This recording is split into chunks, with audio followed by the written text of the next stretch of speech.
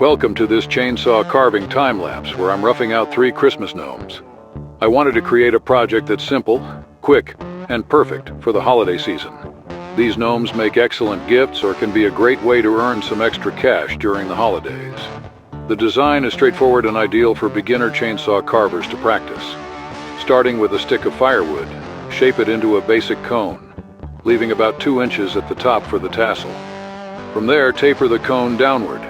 Approximately 2 inches below the top, cut and bevel a horizontal line to define the tassel. Moving further down, just below the halfway point, cut and bevel 2 horizontal lines to form the brim of the hat. Next, carve the nose just below the brim and then cut in the beard, adding texture for the hair. Finally, carefully texture the brim and the tassel to complete the look. It's a fun, festive carving project that's as rewarding to create as it is to share with others.